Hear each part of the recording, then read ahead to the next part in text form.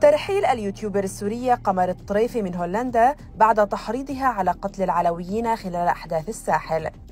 والآن مع المفاجأة. تصدر اسم اليوتيوبر السورية قمر الطريفي محركات البحث والترند بعد أن انتشرت أخبار تفيد بترحيلها من هولندا بعد تحريضها على قتل العلويين خلال أحداث الساحل السوري.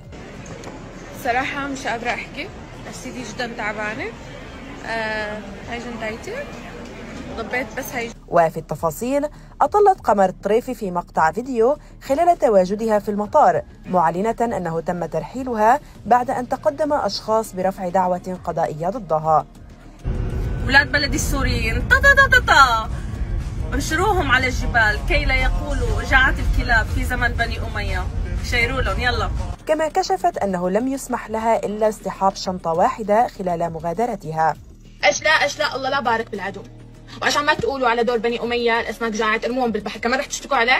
خروها تضرب منك لإله، ولك انتم بتضلوا اولاد مرة، ضلكم ضدنا وضلنا ضاغطينكم، ضلنا رحنا على حق وانتم الباطلين، يا حرام عم تحفوا بالارض وما قادرين تاخذوا حق ولا 1% لانكم باطلين، يا جماعة ابو زميرة اكلوا خرا، وانتم جماعة العلوية خراي عليكم واحد يقول للثاني، ان شاء الله بتفصلوا واحد ورا الثاني، وين كنتوا؟ بيوتنا راحت، وين كنتوا؟ انتم بيوتكم ما راحت، بس فطسكم واحد منكم، كلكم طلعتوا تدافعونا على شو؟ هن اللي ابتدوا، هن كتفوا على شرفكم واحد يقول للثاني، يلا المول للاسماء. خاطئا.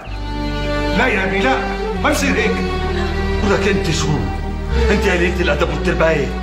من اول كف اعطيتها اول كف الامور انضبطت بشكل غير عادي. طبعا ضبيت جنتايتي وتم ترحيلي بسبب.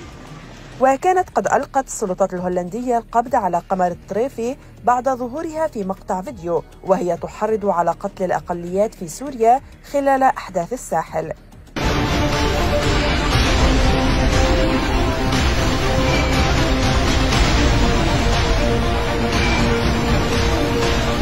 وكانت قد ظهرت قمر الطريفي في مقطع فيديو وهي تعلق على أحداث الساحل السوري التي شهدت أسوأ المجازر وقد حثت على قتل فلول النظام والعلويين ورميهم بالبحر.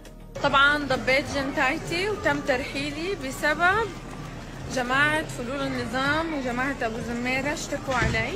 تمام، رح أغادر البلد عشان لأنه شكوتهم وصلت، تهديداتهم كترت،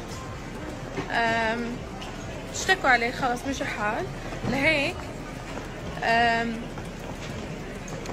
صراحة مش قادرة أحكي، نفسيتي جدا تعبانة. هاي جنتايتي ضبيت بس هاي الجنطة لأن ما خلوني آخذ حتى أغراضي. طبعا الاتهام